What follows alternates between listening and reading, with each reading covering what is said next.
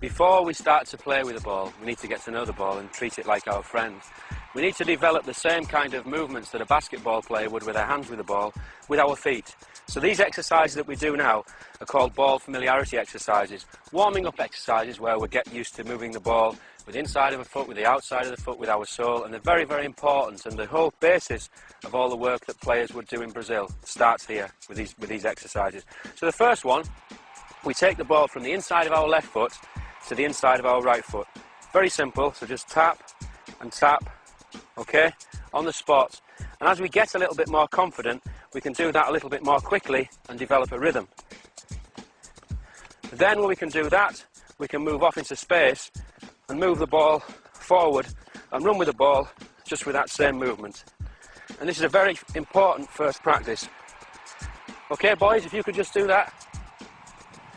So nice and slow, nice and slow. Heads up.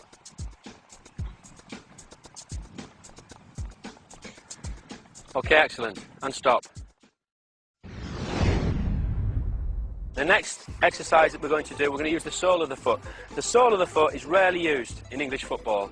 More so in the last few years when we've had foreign players come into the country, but before that, hardly at all. In Brazilian football, the sole is the most common area used to control the ball. This comes from those players learning in football salon, where the sole is the key receiving surface. And the sole has many applications. We can pass with the sole, we can dribble with the sole, we can run with the sole of the foot, okay? Our basic warm-up exercise using the sole of the foot is just to drag the ball from left to right, just with that area there at the bottom of our shoe at the front on the sole.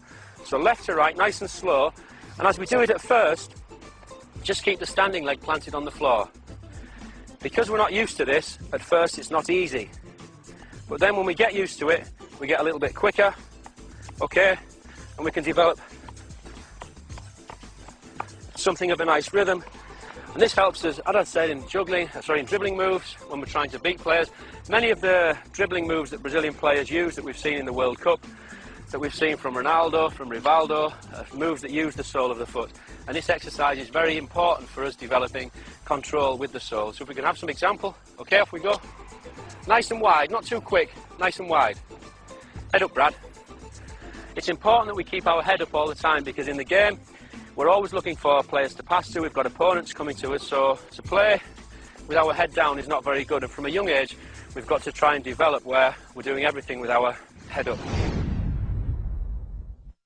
The next move that we'll do is called an elastic. It's a fundamental movement in Brazilian football, used in a dribble. The player Rivellino made this move, very famous in the 1970 World Cup, and it's actually named after him, the Rivellino elastic. Ronaldo has used it more recently, and in fact Michael Owen in our own Premier League used this move against West Ham last year in a game, and it was us that showed the move to Michael, and it's one of his favourites.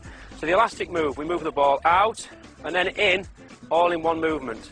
Out and then in, all in one. And I'll just show you later how it works in a game. If you could come here, Bradley, without your ball.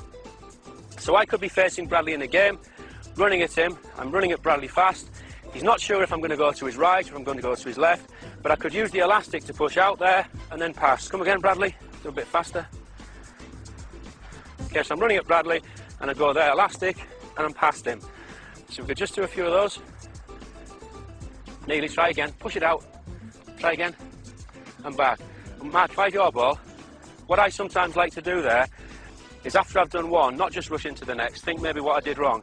So I'm on my toes, out and in, and I'll stop and I'll just jog behind the ball and think about the next one I'm going to do and get ready for it. The next little move that we're going to look at is a favourite one of mine. I've never seen this one yet in the Premier League. Maybe some of you in a few years' time will be able to do it and we'll see it. And it's called the Ronaldo move. It was made famous by Ronaldo, who had such a good World Cup in 2002. Ronaldo takes the ball with the sole of his foot again, across his body, here, and then steps over it with his left foot. It doesn't look like much, but in a game it can be totally devastating. He used this in the 2002 World Cup to set himself up into position to score a goal.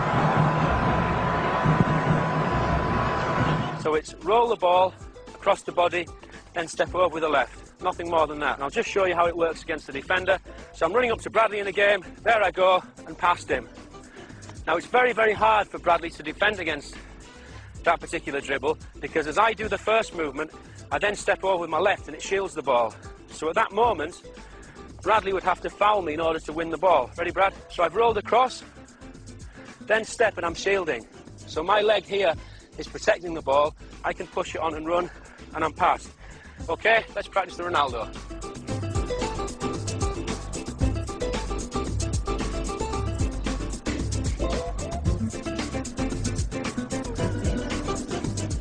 Okay, and stop. The next movement that we're going to look at is the Ronaldinho. Ronaldinho did so well in the 2002 World Cup. He scored that fantastic free kick against David Seaman and made the run that took the ball through to the goal for Rivaldo to score the other goal against England. Ronaldinho's favourite move is to bring the ball on the sole of his foot across his body and then step around it with the same foot. It looks very simple, but again, it's a devastating move, and yet still one I've never seen yet in the English Premier League. So it's all on one foot, roll and then around. Looks very easy, but it isn't. Roll and then around. It's like the Ronaldo move in that the step allows us to shield the ball as the defender comes in. So if I could have a defender, if you step here, Kieran, please. It's not really a fair match, me playing against you, but as you're the nearest. So I'm going to bring the ball in, okay? Right foot, come for the ball. Then I step around here, okay? So again, the first move is on the sole of the foot. So important in Brazilian football. And the sole of the foot teases Kieran in towards the ball, but it's that it's that second step that will stop him getting it. And if Kieran then wanted to get this ball, he's going to have to foul me or kick me because I'm shielding. Ready?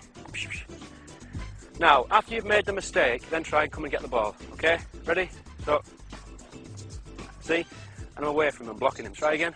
Go. Ready? And he can't. We'll move on now to a little move that Rivaldo uses, one of my favourite players. We again practice this on our own. It's no use with any of these things, watching television, watching the videos of Brazil or the World Cup or any player, and then thinking straight away, I can go and do that. I hear commentators so many times see Brazilian players and they say, wow, what did they do? It was so difficult. Our players could never do that. You can do it if you practice. Children can do it. It's just a matter of looking at exactly what they did and then breaking it down into bits, learning the bits, learning it on your own, and then later it's possible in the game. So this is one of Rivaldo's. He brings the ball, he brings the defender in, then brings the ball back with the sole of his foot again, behind his standing leg, and then across. He makes like a little triangle.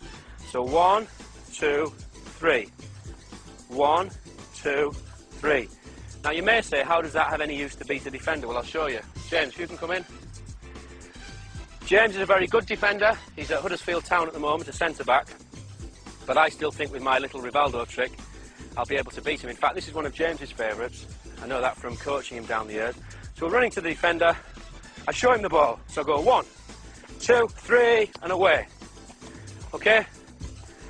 So it's the second touch that is the vital one, because it's like a dog showing the dog the bone to come and get the ball. We're trying to show the defender the ball to get him to follow. So 1, 2, he goes there, 3, and I'm gone.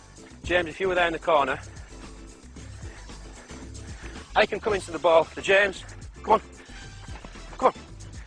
Come on. And then finally I'm gone. And away. Very nice move. I think it's better if we practice it moving backwards to get a lot of repetitions in. So in the space, back, behind and across, back, behind and across. Wide with our arms, so that if we're in a game, we would be shielding. Try and keep our head up. And we repeat that movement until it almost becomes second nature. Okay? It's another very important one. Go. Good. Come on.